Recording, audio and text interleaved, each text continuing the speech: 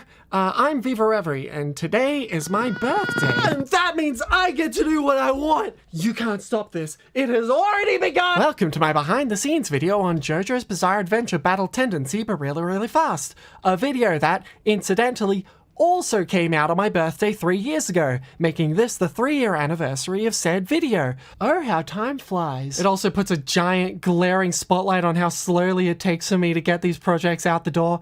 But if you've seen the part 5 video I relatively recently put out, I hope you understand why. Remember, I am the only person who writes, directs, edits, voices, designs, and animates every single one of these. The only thing I don't work on is the royalty-free music and the stock image pattern backgrounds. But the interesting thing about the part 2 Battle Tendency video is I only spent about 2 weeks on it. There was a month-long gap between the part 1 and 2 video, far shorter than the gaps between every other project I've put out. That's because I was in a very unique situation. I got a hit. I'd amassed about 100,000 subscribers at the time, but I hit a heavy plateau. Nobody knew was watching my content, so my numbers stagnated. I made the Death Note really fast project to try branching out, but I only hit around 14,000 views at the time. But not so with JoJo's Part 1, Phantom Blood. It was blowing up, and I knew I needed to ride the momentum. Hey, here's the tip of the day. Getting one hit won't win you a following. The most important thing is the second hit, showing that you're not just a one-hit wonder. That's what'll get people to subscribe. Speaking of which, a call to action. You made it to the second video. If you enjoy this kind of content, please subscribe. Like the video. I'm not sure exactly what it does, but it probably helps, so I got to working. JoJo Part 2 needed to happen, and quick! And thankfully it went very smoothly. Despite me getting it done relatively quickly, I wouldn't necessarily call it rushed. But that's because of a change in writing methodology I've had over time. Back in this era, I wrote scenes to require very few bits of complex animation or to not include characters or scenes that weren't necessary to tell the overarching story. Because of this, there's a lot more of Joseph saying, "I have defeated the column fellow," and a lot less of showing Joseph defeating the column fellow. On the one hand, there's nothing wrong with the former. A lot of people like those earlier videos after all. But I prefer doing the latter. I prefer to reward people for sticking around and continuing to watch my content, and if I've gotten better in my craft, I want it to be shown in my work. That's why I'm doing this thing, by the way. I made this whole ass VTuber model I'm super proud of and use all the time in my Twitch streams, and oh, that's something I'm doing now. Did you know? Link in the description. I can't do something super creative and not show it on my YouTube channel, My Lifeblood. Even though I haven't really before now because I'm deathly afraid of all of you. There's so many of you. You're gonna make fun of me. Or I guess you're probably gonna do that anyways. While I'm at it, I'm also trans. Did you know? Pronouns she, her. I've been out since before I released the first JoJo video, but I never mentioned it in a YouTube video before now because coming out is frightening. The good news is that you're already knee deep into this video. Me saying this won't make you leave. You can't leave. I win. I win. Okay, let's start talking about the video. And thus ends this villainous legacy forever. Whoa, 7 things just happened. First of all, this is a scene from part 1. It's got the part 1 characters. It's set, 50 years in the past. So there are a couple of things going on here. First of all is I didn't necessarily know if I was going to make a second video. Here's the second video. The JoJo Part 2 video. It came out 3 years ago. Remember the thing from earlier? The point is that when making the first video, I didn't know if I was going to make a second video. I was pretty sure, but I didn't know. And so I need to have the part 1 video work by itself, even if there's no part 2 video.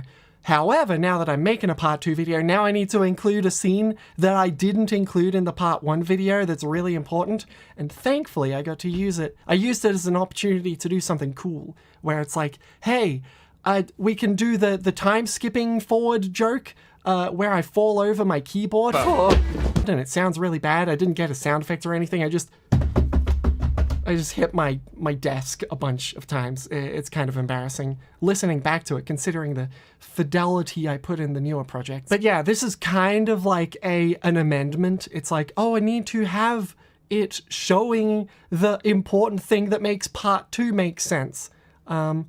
But it worked anyway because it also gave me the opportunity to do the whoa, straight so didn't age joke thing going on. Thing number 2 to mention about this scene is that I listen to this song and I'm like, that's right. This is not the original song I used for the very start of the project. The second song was always the same. You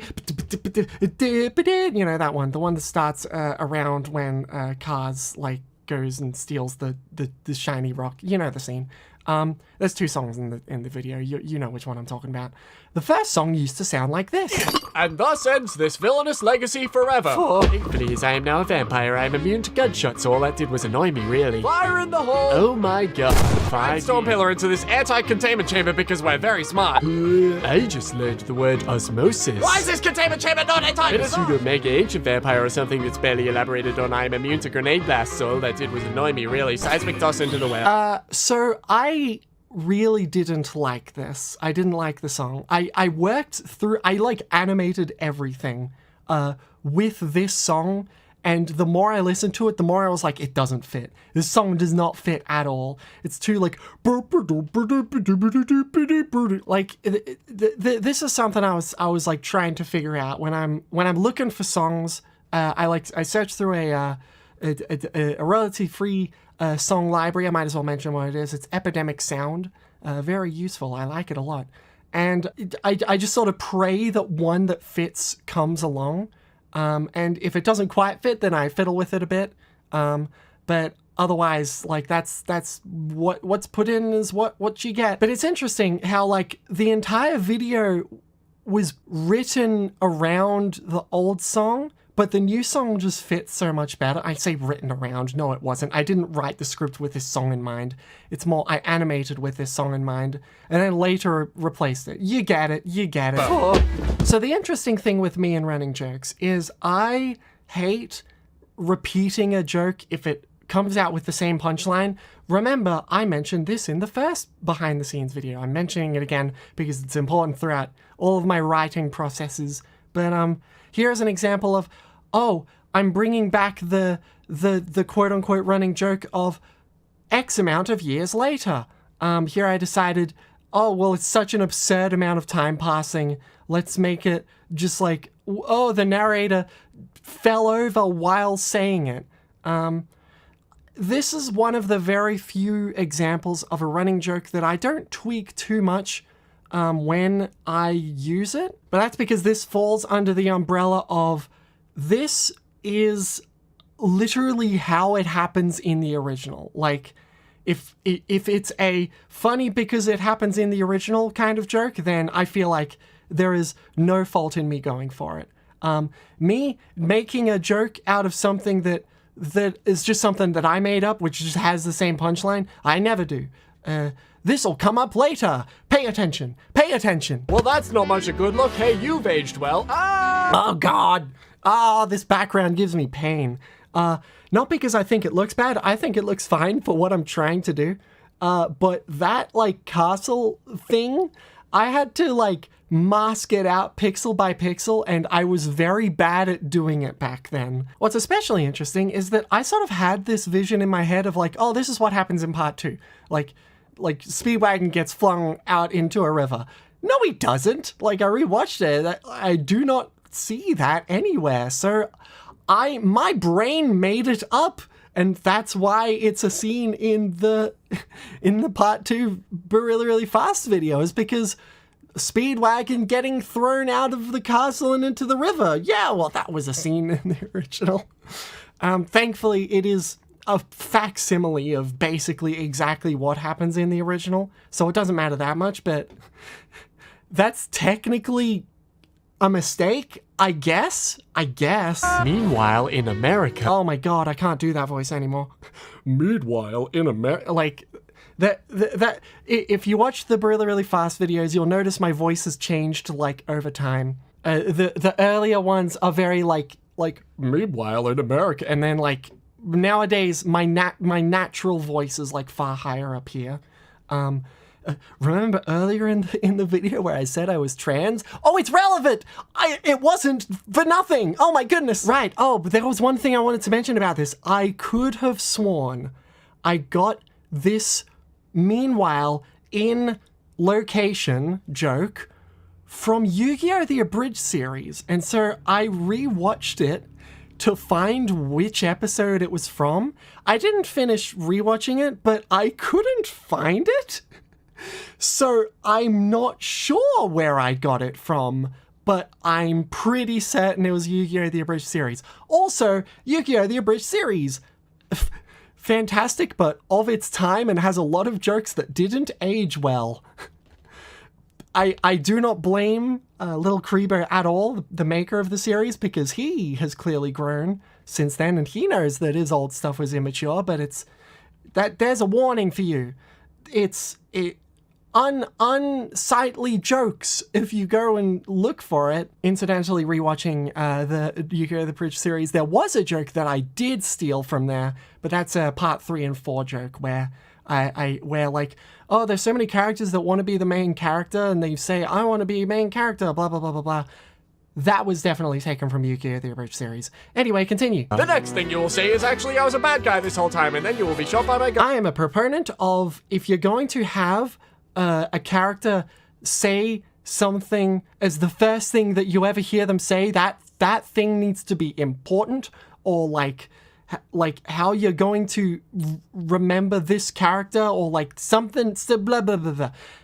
Point is that one very well-known thing about Joseph Joestar is, aha, he says the next thing you're going to say is bloobly doobly doo. And I found it important to have the very first line Joseph says this. Oh, another thing, I just thought of this.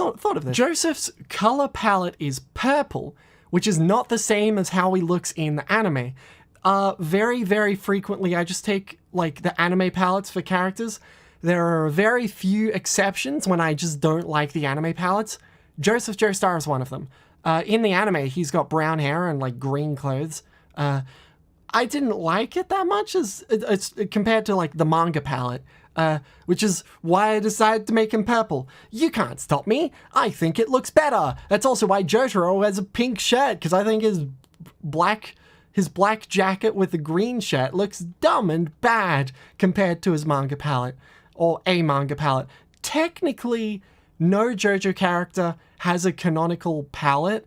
The closest to canonical you can say is what shows up in the anime, but that's still like one level away from the source material, which is the manga, which doesn't have official palettes for any characters. Therefore, this is just my choice, and I can do what I want. Actually, as a bad guy, what? This frame, where I show you can see shading on Joseph, like when he's shooting the gun. This is something I never did again. I like manually hand painted this, and it was obnoxious and weird, and it kind of looks really bad. If I were to do it again, then I could probably make it look a bit better. But this is an interesting example of something that I didn't really try doing again any other point in the series. It's like lots of other people shoot guns, but I made like the screen tint a color as well, and it's like I don't like especially how it looks, but it's an interesting thing looking at it. It's trying to make this make sense in 3D space, kind of, which is a lot harder to do in... Here's something. The later JoJo parts, I sort of make them look more like they make sense in 3D space. Parts 1, 2, and 3, I basically didn't do that at all. Parts 4, and especially part 5, like when I was designing the characters, it was all about how do they make sense in 3D space. And I think that was a good move on my part. Thankfully, as I am now a vampire, I am immune to gunshots, so all that did was annoy me, really. Fire in the hole! Oh my god. 5 years earlier? I want to be Spider-Man when I grow up! Oh, this is a classical example of me setting up a joke that I wanted to do later. So, remember in the earlier in this video, I mentioned I didn't know if I was going to have a part 2. But when I was making this part 2, I knew I was going to make part 3. So I decided to do some setups for jokes later on. This is one of them. It might seem like ancient history now, but way back in the part 3 video, it was like a long period had passed between parts 2 and 3, and I finally got to make the joke that this is like referring to, which is Joseph says, I want to be Spider-Man when I grow up, because he's a young child and that's a funny thing for someone to say. But also, in part 3, old Joseph swings around like Spider-Man using Hermit Purple. Fantastic! Loving it. I'm happy I got to make that joke. And yes, people did catch on that that was what I was doing. Hell yeah, I'm happy about that. Oh, and here's another one. So it is a very well-known joke in JoJo lore, I guess, that planes exploding all the time in the series. So I knew, wouldn't it be funny if I just like did it and then just used it every single time a plane exploded? I designed this with that in mind. And that's also why, even though there are points when like, oh, the plane crashes in the ocean, or the other time the plane crashed in the ocean, and it's not like a little propeller plane. It's a goddamn airline thingy thing. I still made it this little piddly propeller plane. This is an example of the comedy of how many times are you expecting this running gag to continue? How are we still doing this? Oh my goodness, you're using it again. And once again, this forgoes my rule of, oh, it needs to have a different punchline each time because, well, first of all, it does have a different punchline most of the times I use it again. But secondly, it is literally what happens in the series. I think I'm repeating myself. Continue. 5 years later. And that's when I knew he was destined for greatness. Quiet, old man. We, the literal German soldiers. Oh, the German soldiers. So this was this is killing two birds with one stone. First of all, saying that word, YouTube generally does not like. Do I know that for certain? Have I tested it out? No, and I don't want to. But that's what I hear all the time, that saying that word and derivatives of it is a bad idea. So I decided, why don't we not only like cover that up with a funny demonetized symbol joke thing, but also turn that into a joke in itself, with it being like, with the absurdity of it like showing up and being like, oh, that's just part of the video, and then Joseph does the exact same thing later. It's if you can solve more than one problem with one thing, then do it. That's my advice. Have transported this giant stone pillar into this airtight containment chamber because we're very smart. I just learned the word osmosis. I'm not sure how obvious this was, but I was pretty proud of that joke, where how does the first pillar man, the first column fellow 0, which is why he's got a 0 or like a no symbol on his chest, it's because it's a 0 and the other column fellows, pillar men, are numbered. I wonder how obvious that was. Anyway, what I was originally getting at is osmosis is the form of getting growth from being in surroundings, and the point is that the reason why he learns language in the first place is because he absorbed it from the areas around him, and therefore him saying that he learned the word osmosis through osmosis. That's all the joke is that he says that. Did you get it? I was proud of it. Why is this containment chamber not airtight? It is I, Joseph Joestar. I have infiltrated this facility by disguising myself as a German soldier. and also a woman. Okay, so this is exactly what I'm talking about, where like we did just see the German soldier thing, but here, instead of it just being German soldier again, it's German soldier and also a woman.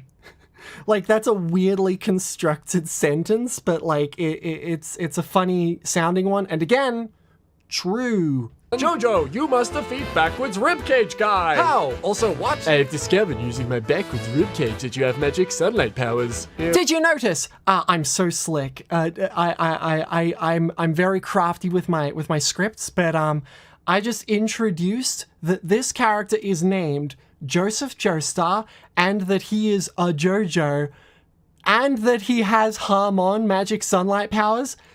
just through other characters like explaining it around him. So remember in the part 1 video, I did a little name tag thing where it's like, oh, hello, this is Jonathan Joestar, and I have a little name tag saying that he's Jonathan Joestar, and this is Dio, and I have a little name tag. But that's kind of like, that's not the most slick way of like introducing that information. But here it's flowing in with the script. If at all possible, you don't want to have information dump, you want to have the story is flowing, and through the story flowing, you receive or deliver the information that the watcher is supposed to know. Obviously, anyone who knows JoJo's Bizarre Adventure knows who this guy is, knows who every character is, unless you haven't watched it in a while. But the point is that I try to write these videos with, what if someone doesn't know what's going on? I want them to at least have a bare base-ish understanding of what's going on. And so therefore, I flow in and say, hey, his name is Joseph Joestar, and he's announcing himself as Joseph Joestar, inherently like characterizing him as kind of like full of himself enough to want to do that, and also telling the audience that his name is Joseph Joestar. It's a very tight balancing rope where you want to make sure that you're delivering information, but you don't want to look like you're delivering information. As my regular magic sunlight powers do not appear to be strong enough to defeat you, we must open the door, because that's where the actual sunlight is. Actually, you do it. Ah, thank you! He is now inside me, and I will kill him with this grenade. But first, while I'm in immense pain, I will tell you that there's actually another pillar with more men in it in Europe, and you must go to Europe to kill him. But first, actually, you need to meet a man in Rome, and he'll help you kill his men from pillars. I am now dubbing Column Fella. JoJo is very good at getting away with completely insane scenarios. Like, Stroheim has a whole ass person in his body, and he's delivering a bunch of like exposition during that, and like that's why I to bring attention to that, I said, while I'm in immense pain, there's blah blah blah blah blah blah blah blah blah blah, and he explains all this stuff. You wouldn't ordinarily notice that when watching JoJo, because it kind of disguises that fact. And this is me like pulling the veil over, like pulling back the curtain and showing, hey, this is very silly, isn't it? And also, while we're at it, Column Fellows. The original thing they're called is Pillarmen, obviously, and everyone expects me to call them Pillarmen, but I find humor in not calling them Pillarmen, because that's what the audience is expecting. The audience is expecting me to say, hey, it's the Pillarmen, but no, instead I say they are these men who came from pillars are called Column Fellows. I did the exact same thing, kind of, with, no, it's not really the same thing, but Hair Guy and Big Guy from part 1, they're not named the same things that they were originally. That was for a different purpose, though. That was because I didn't think that they were important enough for me to name them. But there is a similar thread going on. It is, I am not naming these characters how they are originally named. If you've noticed, I don't do that anymore. I'm not sure if I mentioned this in the part 1 video. I think I might have. Or in the part 1 behind the scenes video. But starting from part 3 onwards, I aim to make every single character's name accurate, so that I use it as like as a repository of information. If you want to remember what character is named, well, I'm pretty certain I mentioned this in the part 1 video. Go watch that. It's a lot older and not as fancy, but it's still behind the scenes. And if you enjoy this one, you'll probably enjoy that one too. Okay, continue. I would prefer if you elaborated. Fire in the hole! Oh my god. Thankfully, as I'm a pseudo-mega ancient vampire or something that's barely elaborated on, I'm immune to grenade blasts, so all that did was annoy me, really. Here's something I don't do anymore, because I don't like how it sort of came off. So, one thing that I prefer to do is I want to make, when making a really, really fast thing, or like a parody thing, period, I want to, like, poke fun at the thing, but in a way that is like, we're laughing along, not laughing at. As in, haha, JoJo is silly and shouldn't be taken seriously. Like here I say the line, something that's barely elaborated on, implying that they should have elaborated on it further, which is kind of like mean. I just disagree with the connotations that come with that. Like, especially because JoJo is like absurd, and that's fun. That's why people enjoy it, is because it's just silly and absurd. And the fact that if they did elaborate on it, then it wouldn't be as fun, because that's not what the story is about. It just feels a bit mean to do. Basically, I just prefer to make a joke that is, haha, Joseph just threw a grenade, and not, this story is incomprehensible and not fun. That is not fun. That is a not fun joke. Seismic toss into the well. The next thing you will say is, oh no, I'm dying now because I didn't realize it was actually high noon and the water at the bottom of the well is reflecting sunlight. This is the perfect example of a joke that I repeat over and over again, and if I didn't change the punchline, then it would not be fun to listen to. But there's slight differences in how it's performed throughout the video. The first time is Joseph saying, the next thing you will say is blah. If I just made the other character say the thing and then, huh? Then I'd just be repeating the original joke. So instead I change it to Straightser starts saying it, but then he's like, wait a minute, like halfway through saying it, and then he gets shot by a gun. Here, the implication is Santana, his name is Sant Viento in the English dub, and so I didn't actually know what his name was for a while. But Santana theoretically would be repeating what Joseph is saying, but I cut it off early, and it's because you know exactly what's going to happen next based on what Joseph said. We will be returning to this. Meanwhile, in Rome... I am Caesar Zappelly and I hate you. I hate you too. My special ability is bubbles. Thanks, I hate it. Shoutouts to Lindsay Ellis, who I stole Full House that joke from. The thanks, I hate it. That's straight from her. Anyway, Caesar Zappelly. When I was trying to figure out a voice for him, I thought, okay, it would make sense if I made him kind of sound like Baron von Zappelly from part 1. So original Zappelly is, I am Baron von Zappelly, like that kind of thing. And then I'm like, oh, I'll bring it down slightly, but I'll keep the same kind of thing with Caesar. And so I'm like, I'm Caesar Zappelly, like kind of got the same weird like tongue thing going on. Does that make sense? Voice experts, did that make sense? Non-voice experts, did that make sense for you too? Anyway, the point is that I feel like this is a perfect example of a voice I'm not really happy with. In parts 3 and 4 onwards, I decided that if there was a character's voice which was unremarkable and they're like a main character, then I should go nuts with them. So, as an example, in part 3, Avdol was originally like, I am Avdol, and this is my Avdol voice. And then I'm like, no, I don't like that. So I'll make him like kind of like, actually the original change of his voice, I should be talking about in this part 3 video, but whatever. The original change in Avdol's voice was, I don't know. Like I made him slur every word and you can't understand a goddamn thing he's saying, but I didn't change his script. And then I realized, no, you should probably be able to hear what he's saying. And then I went with Scottish. I went completely nuts with the, hi, I'm Avdol and this is my stand ability. Like, you know, that kind of thing. The point is that if I was to make part 2 nowadays, I would probably do something similar with Caesar. I think Caesar's voice is very unremarkable. And it was something that I remember at the time not being especially happy with either.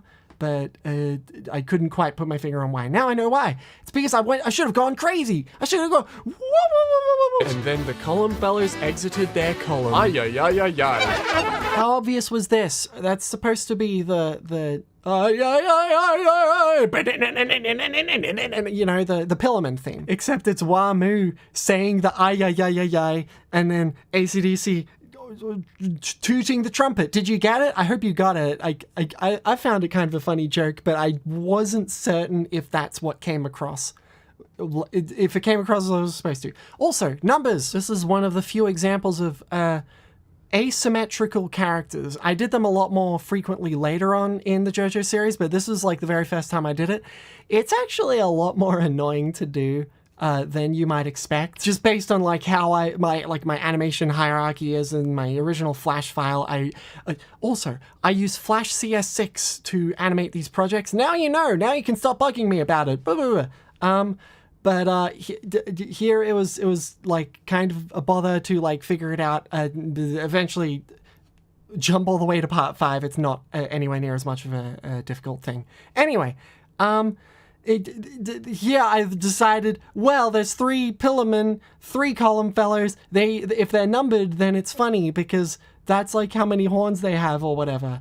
And that's the joke. Why did I make that joke again? Cause it's silly.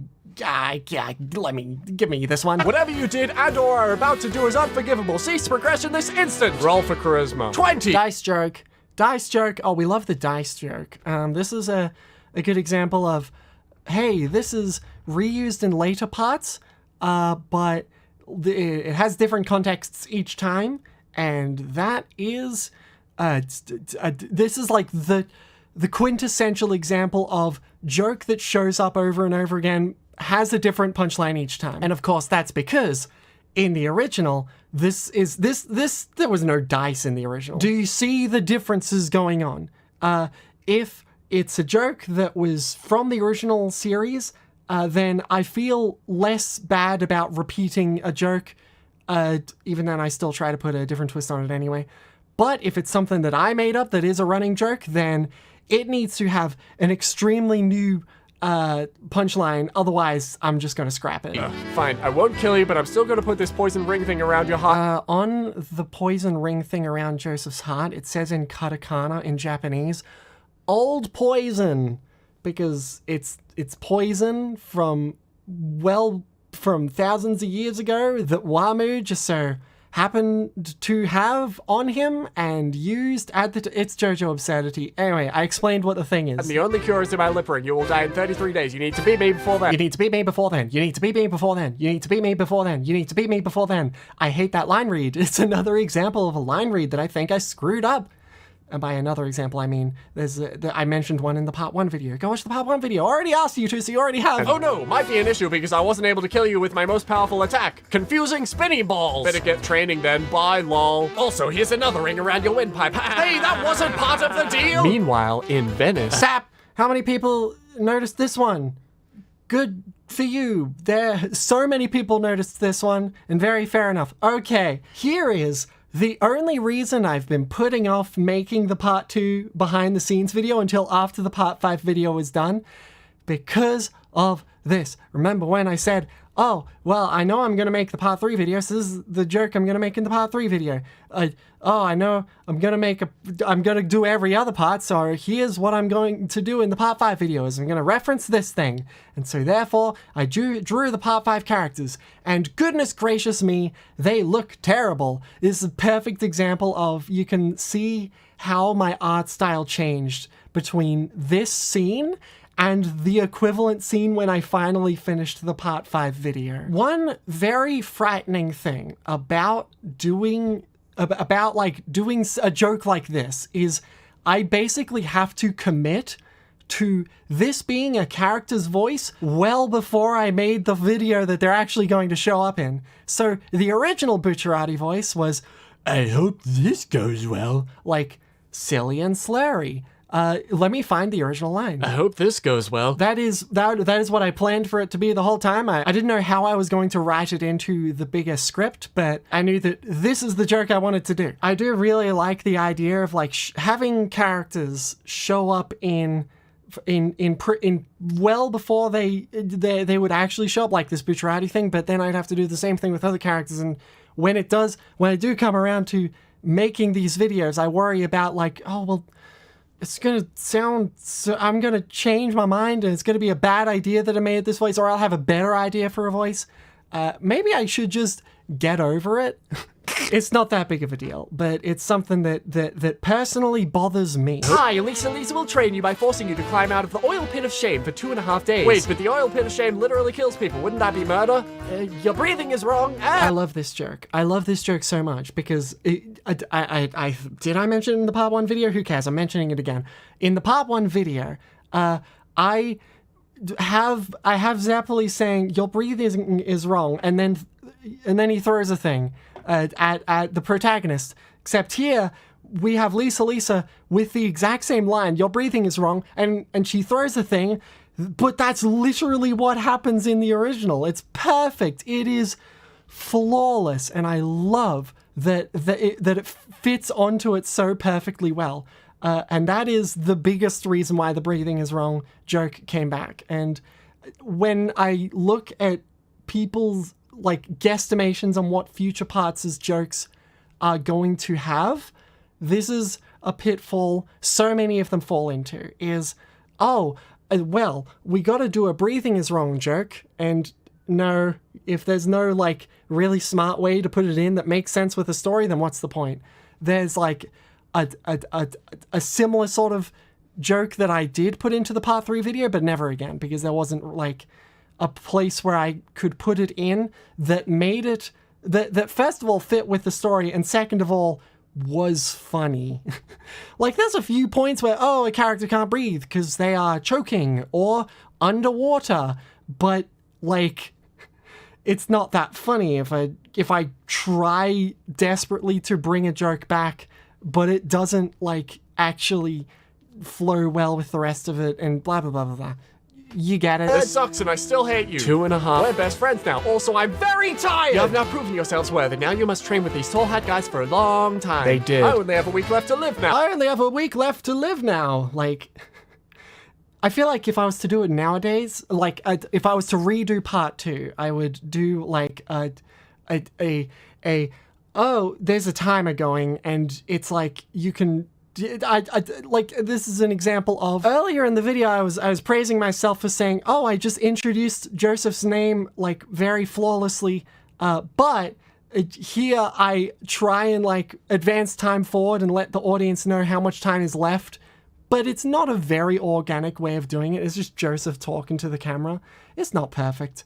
And like I said, I don't do that anymore. Look at this rock. It's a special rock that conducts sunlight a bajillion times, and the column fellows need it because they want to become super ultra mega vampires using their stabby blood masks because their heads are literally too strong to be stabbed without it. What a non sequitur. I hope this doesn't tie into the training final exam with the tall hat guy I'm about to go do. I'm not the tall hat guy because I killed the tall hat guy looking for the special rock. Sucks. Anyways, I will now kill you with my ordinary wool hat. This is a deep cut, and it barely counts, but technically, this frame is a reference to Ghost Trick, and people who played Ghost Trick will know why.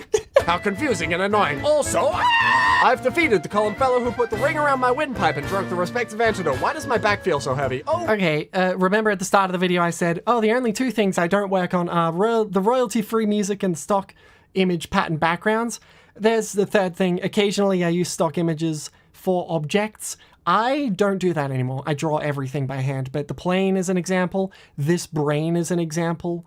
I just wanted to make sure that was clear. I did not draw this. Well, you're cute. I will have sex with you later. Starting to regret making that assertion. I will now avoid making statements I will later regret. I'm conflicted. I like the inherent joke I've got going here, where it's a cut to a different location, but everyone is in the exact same position. Even the background is, even though it's a different room, that's why it changes color. But I feel like it's not a perfect transition. Did the joke come off well? If it did, then I guess never mind. But I look at it and I'm like, it could have been done a bit better. Like I do the same sort of thing. As an example, in the part 5 video, I do a similar sort of thing with Doppio.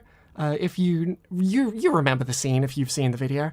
And I feel like that was like a lot better way of like putting off the, oh, it's funny because they transition it. Yeah. Hey, nice. Lisa is naked. Get it? Because Lisa is Joseph's mother. Why am I explaining this? You must defeat the brain of the column fellow inside the lady you will have sex with later without killing her. What do we do? Wait, I've got an idea. Hear me out. Magic sunlight magnets. Reverse polarity is 2 types of sunlight. We won, but we lost a special rock because it was sent through the mail really, really fast. Name drop. Name drop. That's the only time I've name dropped in the entire series. I get to say really, really fast. It wasn't, but really, really fast. But anyway, that's a cute thing. I think I got going. Also, another example of show don't tell. This is just Caesar explaining what happened and not me showing what happened. It's because like this is still very serviceable. Like this is still like fun entertainment, but wouldn't it have been cooler if I had like shown that? And that's what I do in the part 5 video and somewhat in the parts 3 and 4 video. 2 like differing degrees. I guess it's context sensitive. We gotta catch up to it. Hi, it's me again, and I was watching you this whole time and caught up to the mail first. What? And also, I'm a cyborg now. Okay. I have come for the special rock. You cannot beat me. I have super gun bullets that definitely cannot be deflected or cut with your sword arm. How can you cut my bullets with your sword arm? Well, you see, it's called being really good at fighting. So I like having the background scrolling to sort of like match the mood of what's going on. Like, oh, if it's just someone explaining something, then the background is scrolling a short distance. It's not going very fast. If it's like high octane or like someone's yelling like Stroheim was just there, then it's going zoom, zoomy. There is something about it that I occasionally try to have it like, oh, it's moving one direction if the focus on one character is on one character, or it's moving the other direction if the focus is on another character. That's another thing which I think I sort of like stepped a bit away from, because I realized that having the visual clarity of what's going on screen be clear, having that is probably more important than the motion of the background like reflecting what's happening. It's like, I guess it's context sensitive. There's a good example in part 4 where I think I utilized it pretty well, but most of the time in part 5, the background is scrolling in consistent directions unless there's like a scene change. Also, my sword arm is actually a bajillion tiny swords all always swinging like a chainsaw. Sekaiichi! Oh, jeez, what the hell?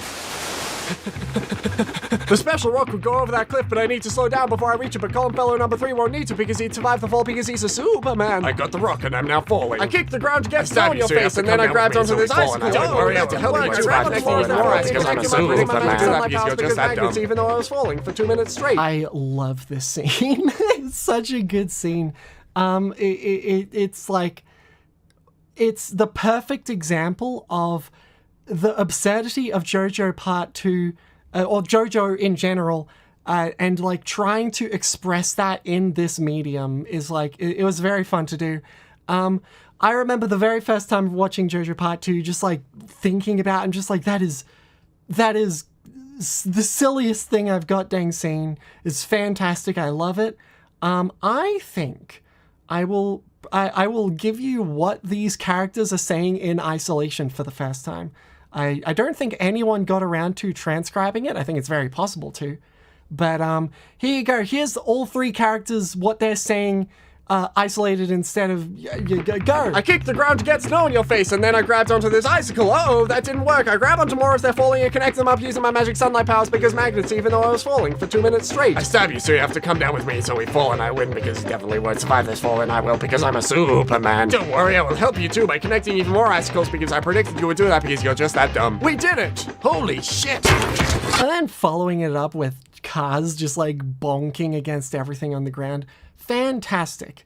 And here's another example of, oh, I probably would change that if I were to redo this video. I'm so sorry this behind the scenes thing is that I'm supposed to be explaining like, oh, this is what I did behind the scenes, but it's just a lot of me like nitpicking at my old work. But one thing that I do nowadays that I don't do here is, in the original, the reason why Kaz bonks everywhere is because he's trying to avoid landing on a flower at the bottom of the like pit of the valley. And I don't do that. I just have him bonking around, which is, it's technically still accurate to what happens in the original, but the intent is lost. So it looks like a mistake, and you could consider it partially a mistake, but yeah, I prefer not doing that. Try and make it like if I were to do it again, I would do the exact same thing, but this time just include the flower and include him dodging the flower. That's all I would do. It would be the exact same joke otherwise. 5 days until Joseph implodes. We have located Notre Dame or whatever. Here's a joke that I feel like if I try to, or rather I have tried doing it in later videos, but it becomes less and less like a joke that works. Because in the later videos, I'm like actually drawing backgrounds and like environments and stuff. But here, the idea is that like you don't see the environments, and so the very, very rare times you do, it is so blatantly out of place and just like it doesn't match the rest of the video in any way, and that's the joke. But the more I put detail into the backgrounds, the less this joke works. They're still pretty simplistic. Like I'm still able to do the joke, but it's like it doesn't work as well. Oh well. That's my problem. The inside is probably column fellow number 3 because it was the destination of where the package with the special rock was going to go before we intercepted it. We should attack him now. We should not. No. Also, I hate you again. Meanwhile, in Notre Dame or whatever. I think the best thing you can do with death scenes that are supposed to be tragic and sad is, like, if the viewer is expecting it to happen, like, I mean... Here I am saying this like it's a rule. No, this is just a rule for how I do writing. My goal is get it through, get it done as quickly as possible. Make it far sooner than the viewer would expect. Like, obviously I don't do that with every single death, but here is like just it goes by so much quicker than you would expect. Like the scene starts and he doesn't say a single word. He can't finish a single word, and he's already dead. I find that very, very funny. I hope you did too. Also, on a similar note, when I was making the Squid Game video, I'm so sorry to jump forward a bit, but it's relevant. When I was watching the show for the first time, I thought, oh, maybe I could be really, really fast thing. Oh, but it's kind of sad. I don't want to do something so depressing. This is like, it would be not be fun to do like a depressing story. But then I realized, wait, well then it's a perfect candidate if I just make deaths like in the same way that I made Caesar's death here. And I think it worked out really, really well for that. So that's an interesting... Go watch the Squid Game video if you haven't already. Oh no, we were only just too late. You're lucky I wasn't paying attention the 19 times the opening spoiled your death. That's wrong! It's not the 19 times, it's the 10 times. This is like the 19th episode this happens on, but the first 9 episodes were part 1. I'm an idiot. But that's still 10 times. I think the joke's still like, okay. Technically, the opening doesn't actually spoil the death. It only really spoils it if you're like really paying attention. But it does though. Like it's not like it's if you're paying just a bit of attention, Joseph puts on the headband and then he yells out into the nothingness alone. Distraught, like you can very quickly and easily extrapolate that Caesar died.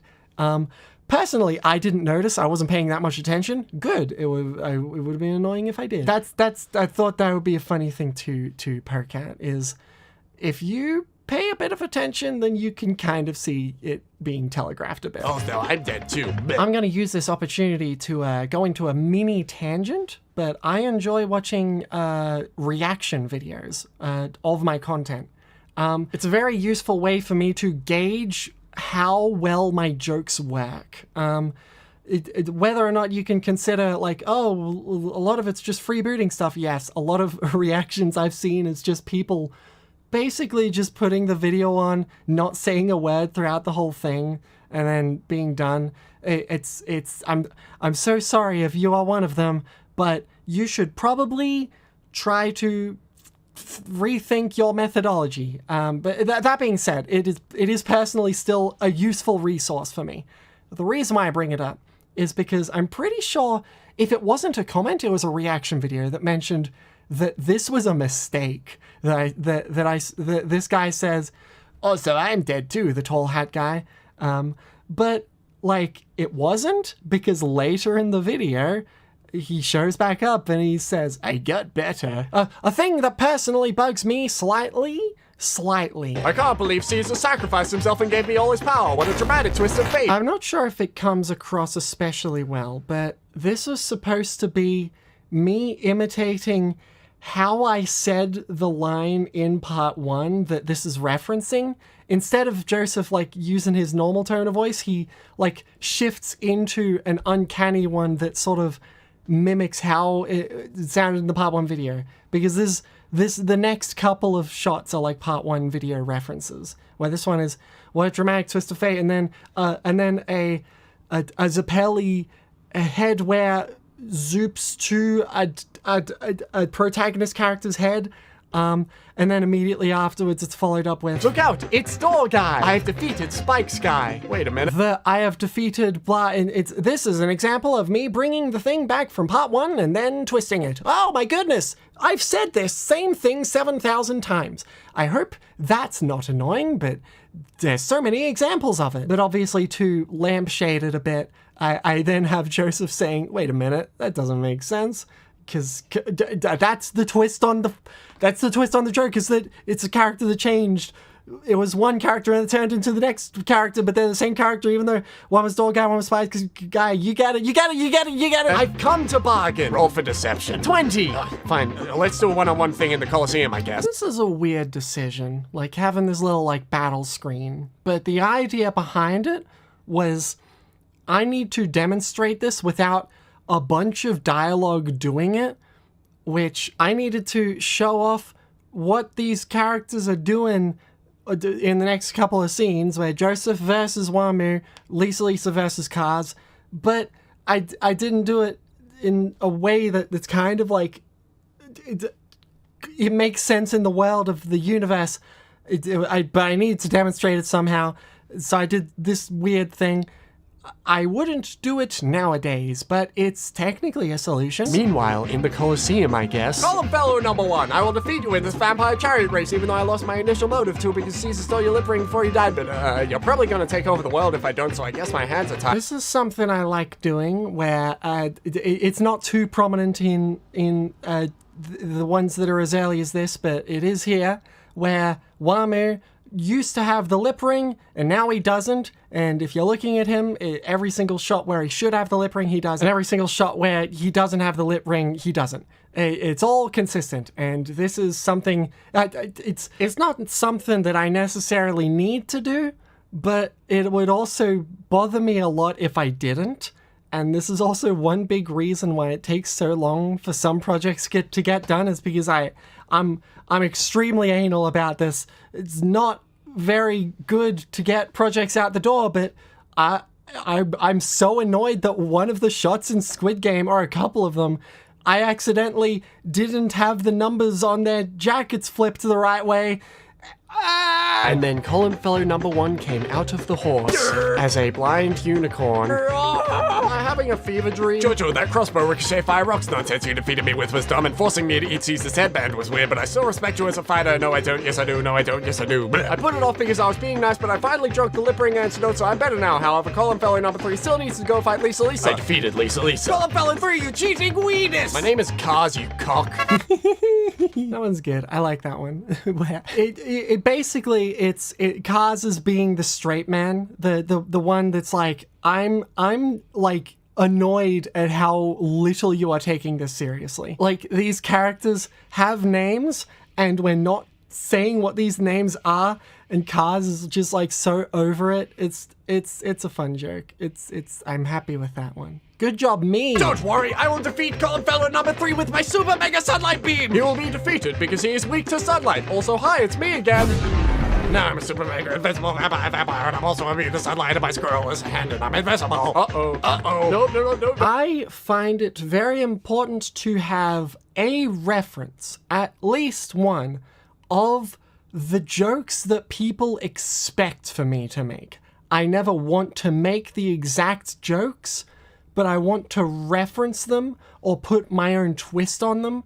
Because, like, if I don't, you know that the 70% of the comment section is going to be people being like, why didn't you make a haha Joseph running away joke? Even if it doesn't really fit in the script or anything. The good news is that I am always willing to, like, to write around and try and get something like that to fit into it. Here, this isn't even like a good example for me to bring it up because like I was going to make this joke anyway. I don't think it would. This is just like a good way for me to platform like this thing that I've got in my mind where it's like if there's like a JoJo meme, then I try and acknowledge it. This is because in the Death Note video, the very first really fast video I did was the Death Note video, and I didn't do a potato chip joke. And I got hounded for it. Okay, hounded is a bit extreme. I got a lot of comments that was slightly annoyed by it. There you go, that's more accurate. And so therefore, when I made my April Fool's Death Note video several years back, it was, haha, there's a potato chip scene now. Now, I didn't miss the joke. I did a similar thing with Rohan in the Part 4 video where there is no Daga koto aru. But I refuse. Instead, he does that in the Rohan video instead of the Part 4 video, even though he makes that joke and he makes that meme face in the Part 4 series. You get it. I'm so sorry. You get so much of this, but I'm still stating it. And I feel like I'm overdoing it. I'm sorry. Oh, no. We have successfully defeated column fellow number 3 by forcing him into the volcano. Did you forget the part of my explanation where I said I was invincible? The next thing you will say is, oh no, I shouldn't have attacked the special rock you were holding this whole time with my new magic sunlight powers, causing this volcano to erupt and for me to be sent super high up and then grabbed by your arm. I just cut off and then hit by a few more rocks, sending me into outer space where I'll be frozen and forced to live forever with no way back to Earth. Also, I'm pretty happy with this one. So this is the perfect example of a scene that I very intentionally wrote so that I didn't have to animate all of the things that Joseph said, but it's complemented by the fact that you know that all of that happened off screen, and when Joseph says ah, that is Kaz saying ah after he said everything else that Joseph also said. I find the absurdity in that pretty fun. It's also perfect because Joseph says ah because his arm just got cut off, and Kaz says ah because he's flying off into space. Yay! Multifaceted solutions! Meanwhile, at Joseph's funeral. This sucks. I never got the opportunity to tell him he was my son. Clearing up loose ends. Also, the gravestone. Dead, definitely. How many of you noticed that that's a reference to the Dio joke? I'm not sure if I've ever seen a comment like referring to. I haven't read every comment. I read a lot of them, but I haven't read every comment. So there's a good chance someone did say it, but it's supposed to be. Dio is definitely dead. Definitely, you know that joke. But here it's Joseph is definitely dead. Definitely, yeah. And all the fact that I was the baby at the end of Part 1 the whole time. Not that that would have meant anything to anybody. So I'm crazy, right? I decided I'm not going to get like a Windows XP border thing and edit that in. I'm going to draw it myself. I'm actually pretty sure I might have taken this from the Death Note video first, but either way, that's another reason why I'm so bad at getting these done, because I'm stupid and draw a lot of things I probably don't need to. But it makes me happy, so whatever. Besides any theoretical viewer observing our escapades, hey, I thought you were dead. I got better. We like movie references. That's a Monty Python joke, I believe, from Holy Grail. And I do a similar one earlier, which I didn't comment on. Lisa saying, I've come to bargain. That is, that's a Doctor Strange reference. It's a cute little fun thing. If I can put it in and it works as a joke that like flows with the script and also as a funny reference for people who recognize it.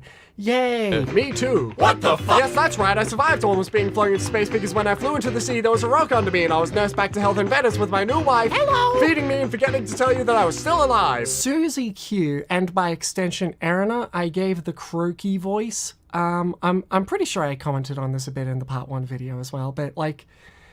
This is like another example of a thing that I feel like I shouldn't do in scripts anymore. I mean, the original intention of the joke is I'm making fun of the fact that this is a character that is so underdeveloped that they have a silly voice to compensate, and also I can't do girl voices. I can try. I've half gotten better over time, but I still feel like I'm not the best. Anyway, Suzuki, Erina, they have the silly voice.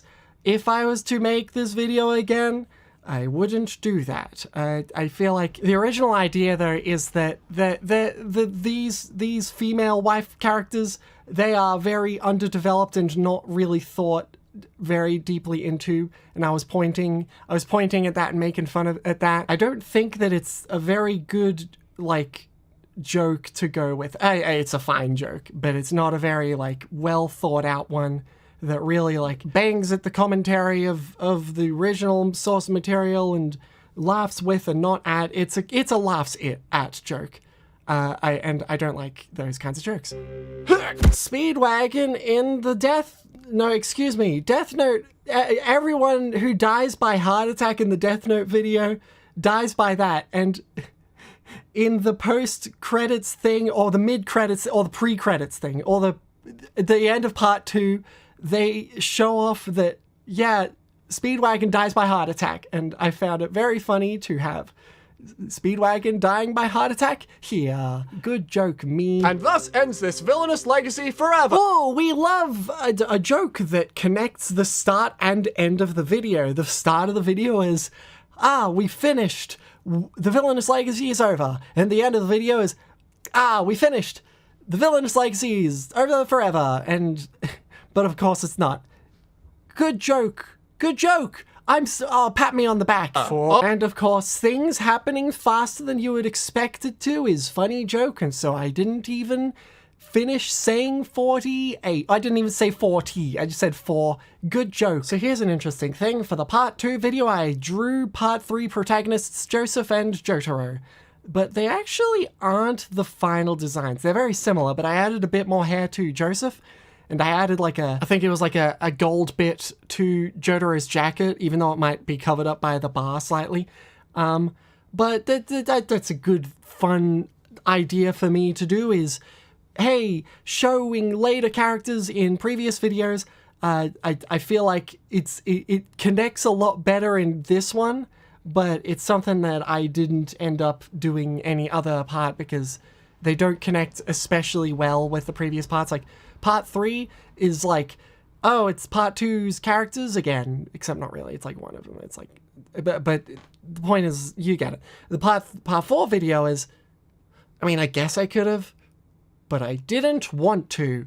I do what I want. I do what I want. Okay, so we've gone through the whole video now. What's left? I took a look at the script. Unlike last time, I do not have like bonus lines, but what I do have is an old version of the project that I had completely voiced and partially edited before, like, kind of disliking every single take of every single line and redoing it from the start. I'm going to play that for you. I only ended up editing up until the column fellows show up. Everything else is just line by line, and so I won't be including that. So I'll only show off the first bit. I want to show to you what this project could have been. Imagine for 1 minute, second, for what, it's going to be a bit longer than that. Imagine.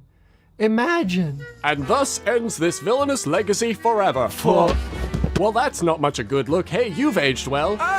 Meanwhile, in America, The next thing you will say is, actually, I was a bad guy this whole time, and then you will be shot by my gun. actually, I was a bad guy. What?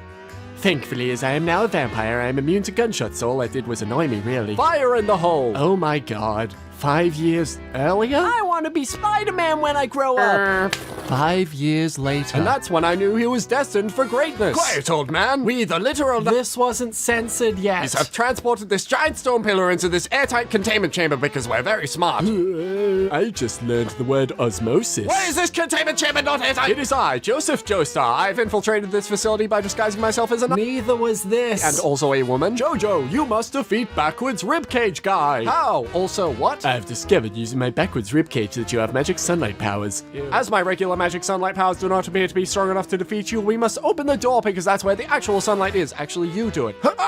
Thank you! He is now inside me and I will kill him with this grenade, but first, while I'm in immense pain, I will tell you that there's actually another pillar with more men in it in Europe, and you must go to Europe to kill him. But first, actually, you need to meet a man in Rome, and he'll help you kill these men from pillars I am now dubbing Column Fellows. I would prefer if you elaborated. Fire in the hole! Oh my god. Thankfully, as I am a pseudo-mega-ancient vampire or something that's barely elaborated on, I am immune to grenade blasts, so all that did was annoy me, really. Seismic toss into the well. The next thing you will see is, Oh no, I'm dying now because I didn't realize it was actually high noon and the water at the bottom of the well is reflecting sunlight. Meanwhile, in Rome... I am Caesar Zappelly and I hate you. I hate you too. My special ability is bubbles. Thanks, I hate it. And then the column fellows exited their column. And that's it. Thank you so much for sitting through that. I'm sure it was intolerable. It's very embarrassing, like, listening to that and being like, oh geez, that was like, all of those were so bad. One thing that's very consistent is I will always do multiple takes of audio recording. The first take is always not used. Like, it's more a way to get a feel of how the script is read and less as something I'm going to be using in the final video consistently. Up until modern day, up until nowadays. Back then when I did this though, I wasn't sure, or I didn't know. I thought that was going, that's why I edited it all together. But it was terrible, and once again, glad I didn't go with it because it's bad, and it's just like, they needed a bit more energy, it needed a bit more like it needs to be slightly faster. So doing it from the start again was a very good idea.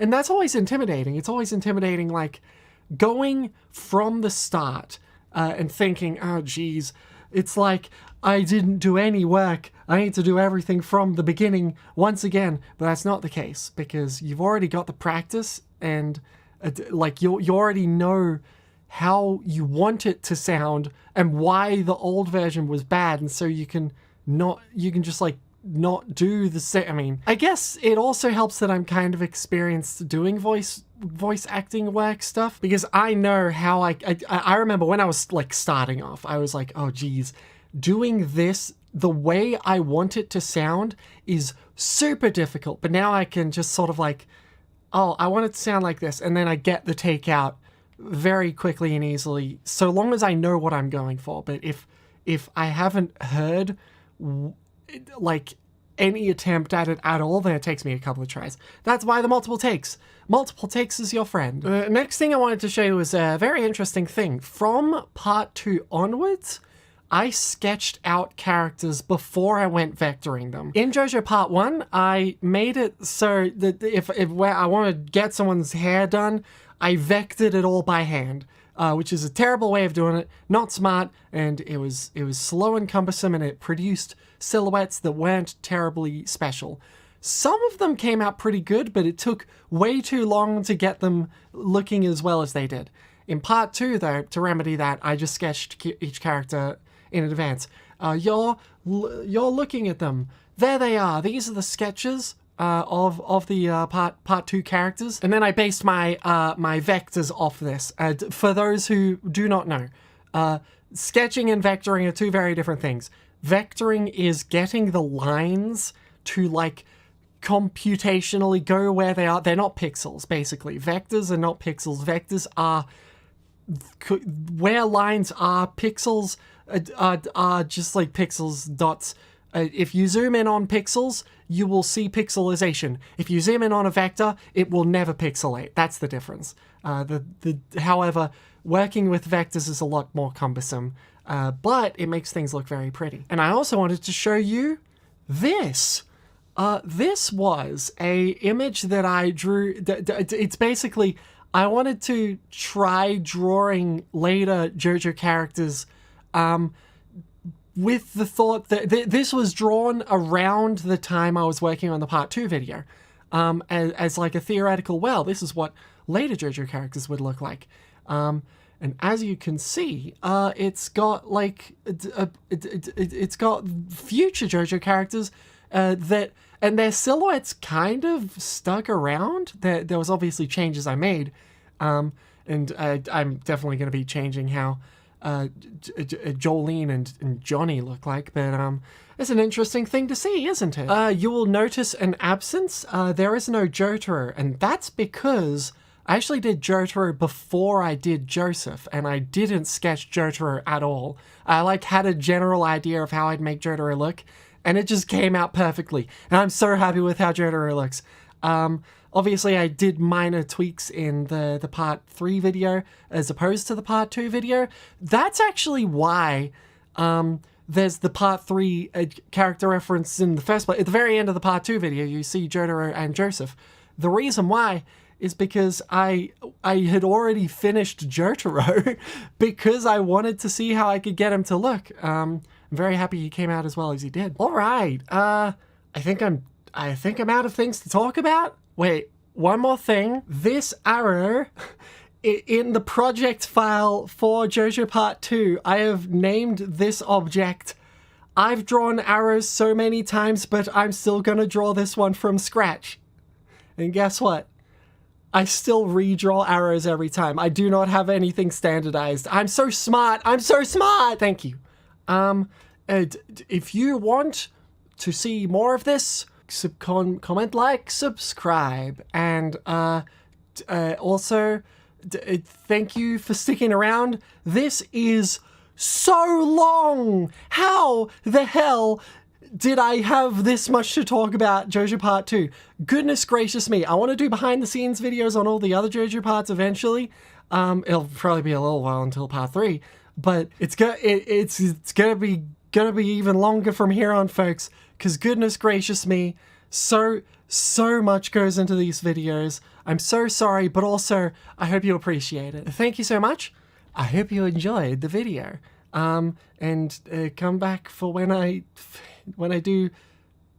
Okay, fine. We're revealing it. Next project is Purple Ace feedback really fast. It's a light novel, and although it's not necessarily canon, it's as close to canon as possible without it being written by Araki. It's got his blessing. It's officially released. It's a JoJo thing, and it's also a good story, which is why I wanted to adapt it. And I hope you enjoy that one. Oh my god, and I almost forgot. Thank you so much for the 500,000 subscribers. Goodness gracious me. My original goal was, I could finish the part 5 video before I hit the 500k, and then I didn't.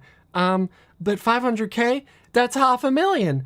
As I mentioned earlier in the video, like, before I was making the JoJo videos, I was like stagnating at a plateau around 100,000, and I thought that was the highest I would ever get. That was like a very monumental thing to reach, but this is nuts. And it's still going up, and I'm so happy about that. We always love number going up, and this number is going up as heck, and it's all thanks to you. Thank you so much. Thank you. If it wasn't for you, this wouldn't be possible. Thank you. Follow my Twitter. Follow my Twitch. Join the Discord server. Become a patron. Please give me your money if you like my content. You don't have to if you do not have the money, but it would be very much appreciated. All of these things have been in the description for every single video I've uploaded in the past 3 years. So do those. But thank you for coming along. Thank you. The calls to action are over. Bye. Whoa! I bet you couldn't make a sentence without the letter A. You thought you just did something there, didn't you? Well, sorry to burst your bubble, but numerous sentences could be constructed without employing the first letter of the English lexicon. Bye, Caesar. I'm off to fight the column fellows. Not just like that, you aren't. Better?